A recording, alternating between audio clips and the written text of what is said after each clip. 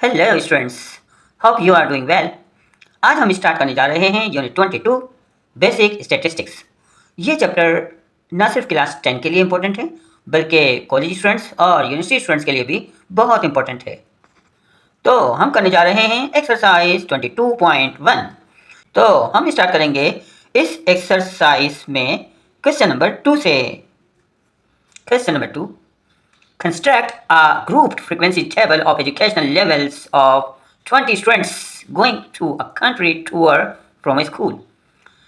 The educational levels are, भाई ये कह रहे हैं कि किसी स्कूल से 20 स्टूडेंट्स दूसरे मुल्क जा रहे हैं टूर पर, ठीक है। तो ये डिफरेंट क्लास लेवल्स हैं और इनमें से डिफरेंट तादाद में स्टूडेंट्स जा रहे हैं। तो हमें सिर्फ ये बताना है कि किस क्लास लेवल में से कितने स्टूडेंट्स जा रहे हैं। तो हमें बनाना है ग्रुप्ड फ्रीक्वेंसी टेबल। हम ड्रॉ करेंगे 3 कॉलम्स। फर्स्ट कॉलम में हम इन क्लास लेवल्स को रखेंगे लेकिन तरतीब से।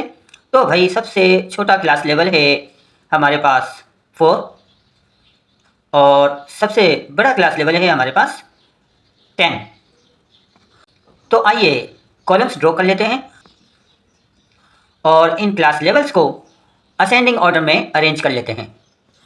स्टूडेंट्स, आप इस तरह से हेडिंग लगा लीजिए और ये 3 कॉलम्स ड्रॉ करने हैं। तो फर्स्ट कॉलम में हमने लिखा लेवल्स और इन क्लास लेवल्स को हमने अरेंज कर लिया असेंडिंग ऑर्डर में। ओके, सेकंड कॉलम है हमारे पास टेलीमार्क्स का और थर्ड कॉलम है फ्रीक्वेंसी के लिए। ओके स्टूडेंट्स, अब हम वर्किंग करेंगे टेलीमार्क्स के लिए। It's very simple. ये देखिए, ये क्लास लेवल्स गिवन हैं 8। पहले इसे कट कीजिए और यहाँ पर मार्क लगा दीजिए, ठीक है। 10 इसे कट किया, ये रहा 10, यहाँ पर हम मार्क लगाएंगे। अगेन 10 पहले कट करेंगे और फिर मार्क लगाएंगे। 8, 6, 9, 10, 9, 10, 8,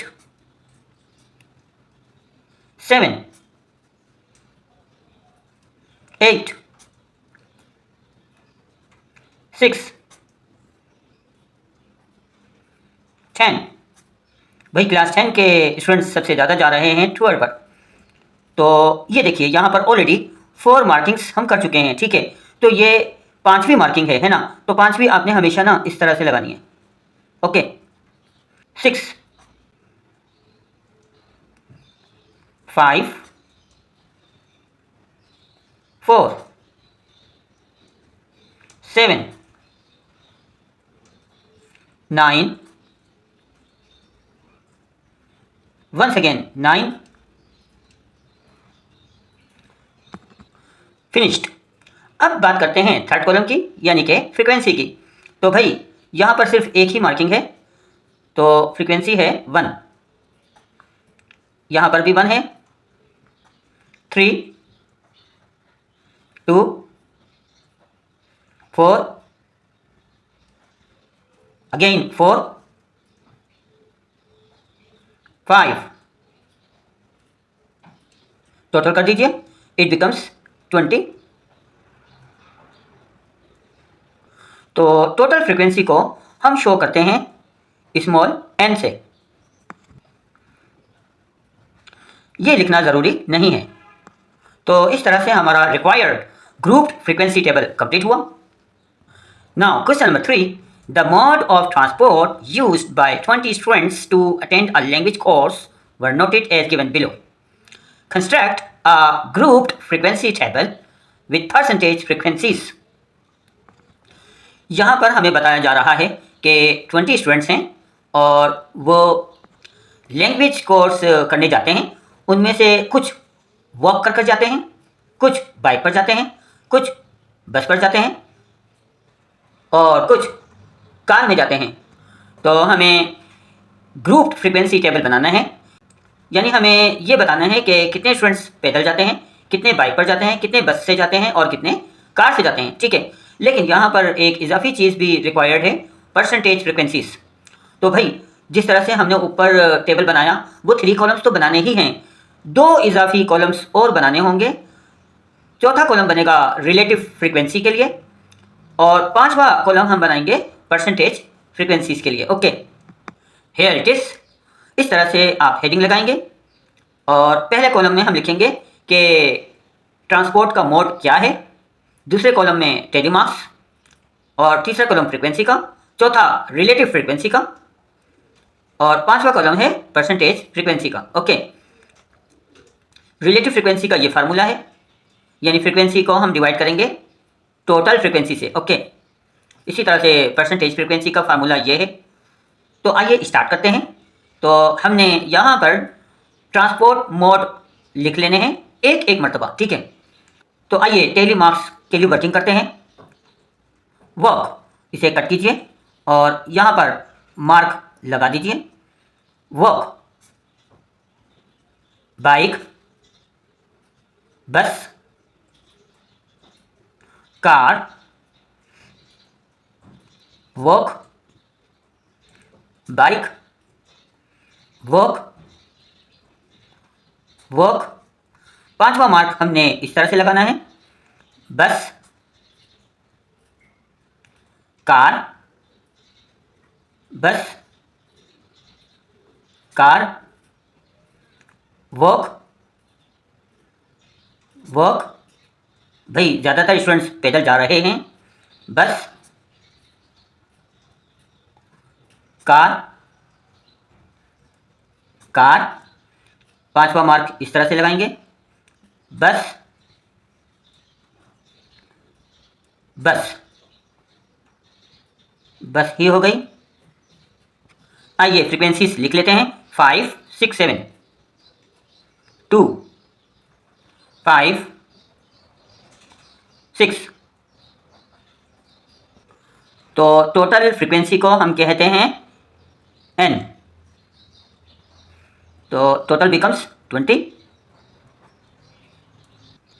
अब हम रिलेटिव फ्रीक्वेंसी फाइंड करेंगे और ये फार्मूला है, फ्रीक्वेंसी को टोटल फ्रीक्वेंसी में डिवाइड करना है। तो सबसे पहले है हमारे पास 7 डिवाइडेड बाय 20 इक्वल्स 0.35।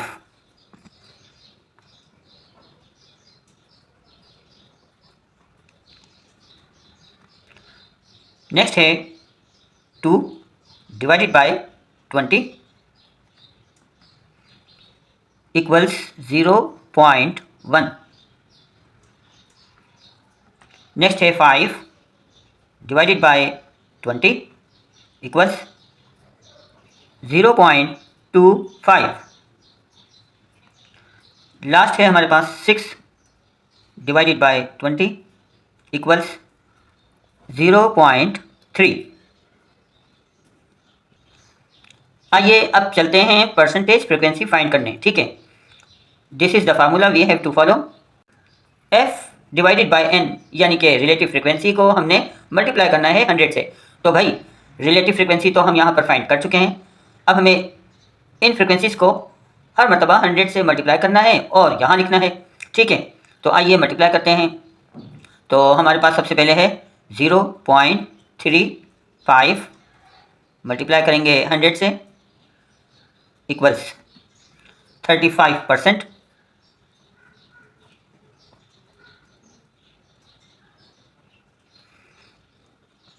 नेक्स्ट है हमारे पास 0.1 इंटू 100 इक्वल्स 10।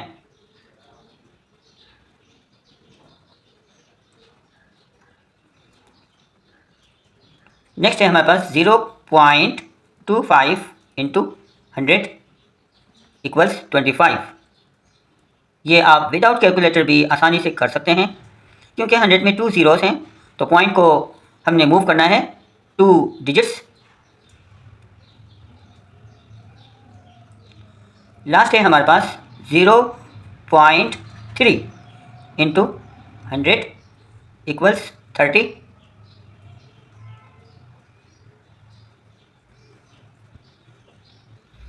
n है हमारे पास 20, इसकी भी परसेंटेज फ्रीक्वेंसी निकाल लेते हैं। तो 20 डिवाइडेड बाय 20 इंटू 100 इक्वल्स 100 ही आएगा, 100%।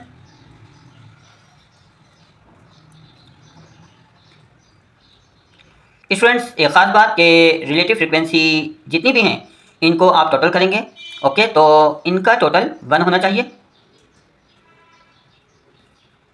So this is the required grouped frequency table. Now question number 4. Classify responses of 40 families on how frequently they spend vacations out of city in a grouped frequency distribution. Also compute relative frequencies. 40 families हैं और हमने ये बताना है कि इनमें से कितनी फैमिलीज किस कदर वेकेशन स्पेंड करती हैं आउट ऑफ सिटी। ठीक है, ये देखिए यहाँ पर डिफरेंट रिस्पॉन्सेस गिवन हैं। कुछ फैमिलीज तो कभी भी नहीं जाती आउट ऑफ स्टेशन, नेवर, और कुछ फैमिलीज रेयरली जाती हैं, कभी शाज़ नादिर गए तो गए, और कुछ फैमिलीज अक्सर जाती हैं, और कुछ फैमिलीज समटाइम्स जाती हैं। ये रिपीट हो रहा है, ये भी रिपीट हो रहा है, और कुछ फैमिलीज ऐसी हैं जो कि हमेशा vacation out of city spend करती हैं, और कोई और रेस्पॉन्स नहीं है, बस ये 5 रेस्पॉन्सेस ही हैं, ये रिपीट हो रहे हैं। तो ग्रुप फ्रीक्वेंसी टेबल बना लीजिए। तो पहला कॉलम है हमारा रेस्पॉन्सेस का, दूसरा है टेलीमार्क्स का, और तीसरा है फ्रीक्वेंसी के लिए, जबकि चौथा कॉलम है रिलेटिव फ्रीक्वेंसी के लिए। तो आइए टेलीमार्क्स के लिए वर्किंग करते हैं। रेस्पॉन्सेस हमने एक एक मरतबा लिखने हैं। नेवर कट करेंगे और यहाँ पर मार्किंग करेंगे। Rarely, often, sometimes, never, rarely, always, often, sometimes, never, sometimes, always, sometimes, rarely, never, sometimes। पांचवी मार्किंग हमने इस तरह से करनी है। Sometimes, sometimes, always, always, sometimes, often, often, never, often, rarely, sometimes, always, rarely,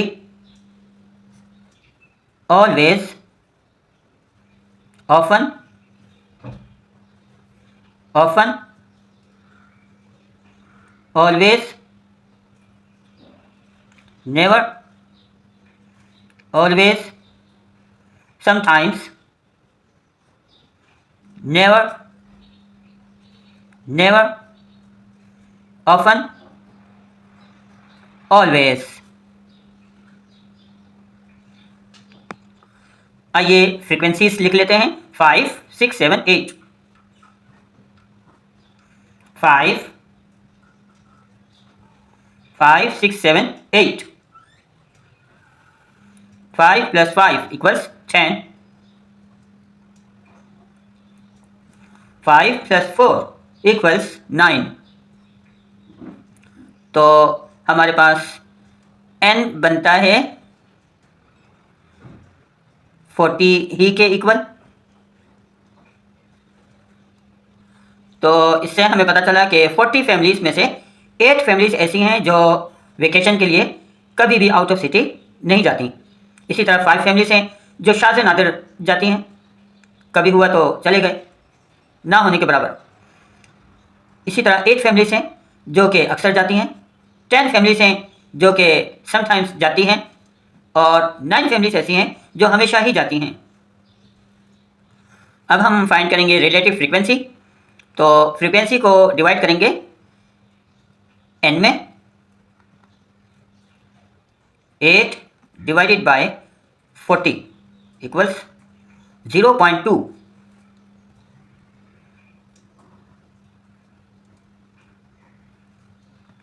next है 5 divided by 40 equals 0.125।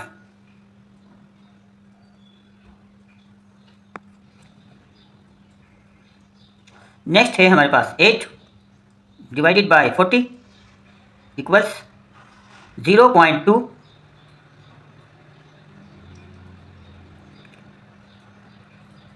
Next है 10 divided by 40 equals 0.25।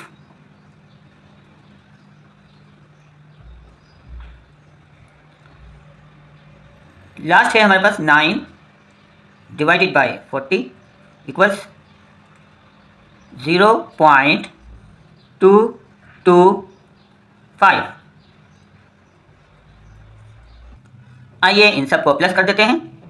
ये है हमारे पास, तो इसमें हम प्लस करते हैं 0.25 को, और फिर है 0.2, और फिर है हमारे पास 0.125, और फिर है हमारे पास 0.2 इक्वल्स 1 आना चाहिए।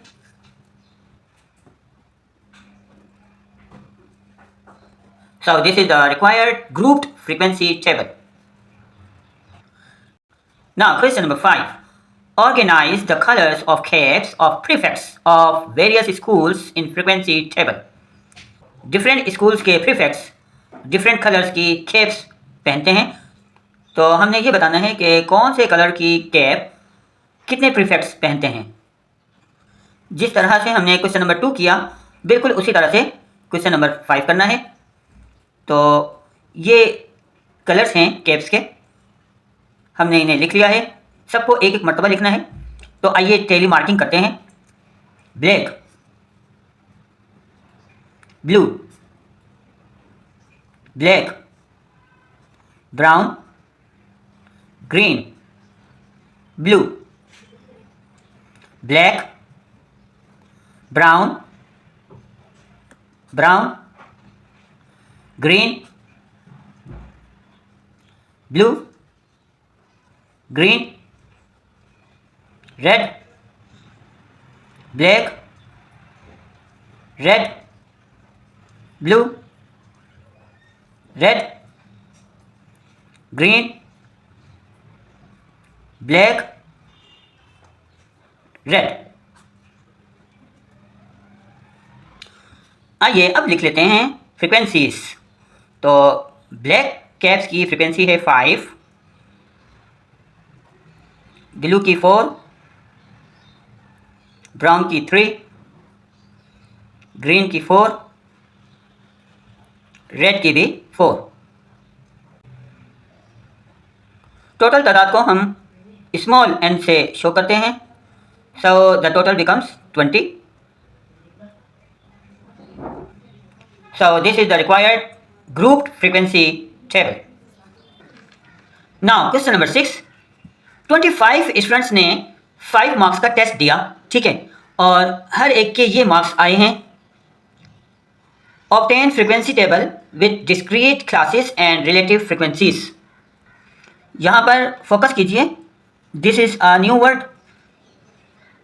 यहाँ पर ज़रूरी है कि मैं आपको समझाऊं कि डिस्क्रीट डेटा कौन सा होता है और इसका अपोजिट क्या होता है। भाई एक होता है डिस्क्रीट डेटा और इसका अपोजिट होता है कंटिन्यूस डेटा। ओके, तो डिस्क्रीट डेटा वो होता है जिसे हम काउंट कर सकते हो, ओके, जबकि कंटिन्यूस डेटा वो होता है जिसे हम सिर्फ मेजर कर सकते हैं, नाप सकते हैं, ठीक है। डिस्क्रीट डेटा में होल नंबर्स होते हैं, जबकि कंटिन्यूस डेटा में डेसिमल्स होते हैं और फ्रैक्शंस होती हैं, ठीक है। डिस्क्रीट डेटा के एग्जांपल्स देखिए। Number of students 17। अगर आपकी क्लास में 17 स्टूडेंट्स हैं तो भाई आप उन्हें काउंट कर सकते हैं, है ना। इसी तरह से नंबर ऑफ़ चेयर्स, भाई अगर आपकी क्लासरूम में 20 चेयर्स हैं तो आप उन्हें काउंट कर सकते हैं। इसी तरह नंबर ऑफ़ एप्पल्स 15, हम एप्पल्स को काउंट कर सकते हैं। तो डिस्क्रीट डेटा की ये ख़ास बातें हैं। और अगर हम कंटिन्यूस डेटा पर गौर करें तो यहाँ पर जो एग्जांपल्स हैं इन पर फोकस कीजिए। जैसे हाइट है आपकी, तो भाई हम हाइट को काउंट तो नहीं कर सकते लेकिन मेजर कर सकते हैं, है ना। इसी तरह आपका स्कूल का बैग है, उसका वेट 2.5 kg है, तो इसे भी हम काउंट नहीं कर सकते, वेट कर सकते हैं, है ना। इसी तरह क्लासरूम का टेम्परेचर 28.5 डिग्री सेल्सियस, तो इसे भी हम काउंट नहीं कर सकते। तो इस तरह की जो चीज़ें होती हैं ना, उन्हें हम कहते हैं कंटिन्यूस डेटा, और इस तरह की चीज़ों को हम कहते हैं डिस्क्रीट डेटा। और डिस्क्रीट डेटा में देखिए यहाँ पर लिखा it has whole numbers only, है ना। अब आइए ज़रा सवाल को देखते हैं। अब आपने ना कंफ्यूज नहीं होना कि भाई ये तो डेटा पॉइंट में दिया हुआ है। भाई नंबर ऑफ स्टूडेंट्स पर फोकस कीजिए ना, 25 स्टूडेंट्स हैं, ओके। और ये मार्क्स हैं हर स्टूडेंट्स के अलग अलग, ओके। फॉर एग्जाम्पल इस स्टूडेंट ने 4 मार्क्स लिए हैं ना, और इसी तरह इस स्टूडेंट्स ने लिए हैं 0.5, तो हम इन सबको काउंट तो नहीं करेंगे ना। हाँ, हम इंडिविजुअली बता सकते हैं कि भाई इस स्टूडेंट्स के इतने मार्क्स हैं, तो इन सबको हमने काउंट तो वैसे भी नहीं करना, है ना। तो आइए सॉल्व करते हैं। जो फर्स्ट कॉलम हम बनाएंगे ना वो मार्क्स का होगा, ठीक है। तो भाई हम इन मार्क्स को असेंडिंग ऑर्डर में लिखेंगे, ठीक है। जिस तरह से सबसे कम मार्क्स तो भाई 0 ही है ना, 0.0, तो 0.0 सबसे पहले लिखेंगे। और इसी तरह से हमें देखना है कि सबसे ज़्यादा मार्क्स 5 ही हो सकते हैं, क्योंकि 5 मार्क्स का टेस्ट है ना। तो हमें अरेंज करना है असेंडिंग ऑर्डर में। तो आइए कॉलम्स बनाते हैं और इन मार्क्स को असेंडिंग ऑर्डर में अरेंज कर लेते हैं। तो इस तरह से आपने टेबल बनाना है, और मार्क्स को अरेंज करते हुए आपने इस बात का ख्याल रखना है कि यहाँ पर रिपीट नहीं करना, ओके। जिस तरह से 0.5 एक दफ़ा लिखना है, रिपीट नहीं करना। अगर ये दोबारा है तो आपने दोबारा नहीं लिखना, ओके। तो आइए स्टार्ट करते हैं टेली मार्क्स। तो पहला ऑब्जर्वेशन है हमारे पास 4.0 यानी कि 4, हेयर इट इज, मार्क लगाया। पहले हमें काटना चाहिए, कट पहले करेंगे, लिखेंगे बाद में। 0.5 पहले कट करेंगे, 0.5 यहाँ हम मार्क लगाएंगे। 4.5 here it is, 1 here it is, 3.5 here it is, again 3.5, 5, 2.5, 4, 2.5, 1, 2, 4, 3.5, 0.0, 3, 5, 1, 2, 2, 4.5, 2.5, 3, 3.5, 1.5। तो टेली मार्किंग हमारी कंप्लीट हो गई है। आइए फ्रीक्वेंसीज लिखते हैं। 1, अगेन 1, 3, 1, 3, 3, 2, 4, 3, 2, अगेन 2। टोटल कर लीजिए, n इक्वल्स 25। अब हम रिलेटिव फ्रीक्वेंसी फाइंड करेंगे। फ्रीक्वेंसी को डिवाइड करेंगे 25 में। 1 divided by 25 equals 0.04।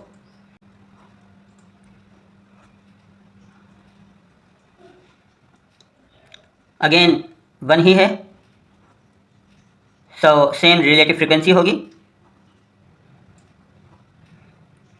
Next is 3 divided by 25 equals 0.04। 0.12, once again 3, 1 दोबारा आ गया 0.04, 3 हम ऑलरेडी फाइंड कर चुके हैं इसकी, 3 दोबारा आ गया 0.12, again 3 0.12, next is 2 divided by 25 equals 0.08. Now 4 divided by 25 equals 0.16. Now again 3 0.12, और 2 की भी हम ऑलरेडी रिलेटिव फ्रीक्वेंसी फाइंड कर चुके हैं 0.08, अगेन 2 0.08. अब इनका करना है हमने टोटल, तो total becomes 1. I have calculated. You can also check out. So this is the required grouped frequency table. Now question number 7. भाई इसमें हमें ये बताया जा रहा है कि स्टूडेंट्स का कोई टेस्ट हो रहा था, तो उस टेस्ट से एक घंटा पहले उन स्टूडेंट्स ने टीचर के लेक्चर्स डाउनलोड किए, ठीक है। तो किसी स्टूडेंट ने 2 लेक्चर्स डाउनलोड किए, किसी ने 1, किसी ने 4, इस तरह मुख्तलिफ स्टूडेंट्स ने मुख्तलिफ लेक्चर्स डाउनलोड किए, ओके। तो हमें करना है क्लासीफाई इस डेटा को डिस्क्रीट फ्रीक्वेंसी टेबल में, ओके। तो ये तादाद है डाउनलोड्स की, ओके। तो हम इसे असेंडिंग ऑर्डर में लिखेंगे, यानी कि 0 से स्टार्ट करेंगे और रिपीट नहीं करेंगे, 0 एक दफ़ा लिखेंगे, 1 भी एक दफ़ा लिखेंगे, एंड सो ऑन, ओके। तो आइए डेटा बना लेते हैं और इन डाउनलोड्स को असेंडिंग ऑर्डर में अरेंज भी कर लेते हैं। It's very simple. तो हमने नंबर ऑफ डाउनलोड्स को अरेंज कर लिया है। आइए टेली मार्क्स पर वर्किंग करते हैं। 1 कट करेंगे, यहाँ पर मार्क लगाएंगे, अगेन 1, 2, 1, 3,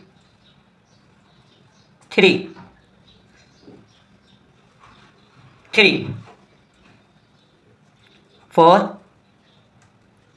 1, 4, 1, 2, 3, 3, 2, 4, 2, 3, 2, 3, 2, 1, 0, 0, 1। फ्रीक्वेंसी है हमारे पास सबसे पहले 2, 5, 6, 7, 5, 6, 5, 6 एंड 3। तो इस तरह से हमारे पास टोटल डाउनलोड्स की तादाद बन रही है 24। तो आप देखिए कि ग्रुप्ड फ्रीक्वेंसी टेबल से हमें ये पता चल रहा है कि भाई 2 स्टूडेंट्स ऐसे थे कि जिन्होंने कोई भी लेक्चर डाउनलोड नहीं किया था। इसी तरह से 7 स्टूडेंट्स थे जिन्होंने एक लेक्चर डाउनलोड किया। इसी तरह 6 स्टूडेंट्स थे जिन्होंने 2 डाउनलोड्स किए lectures, and so on. So this is the required grouped frequency table. I hope you have understood each and everything. Thank you.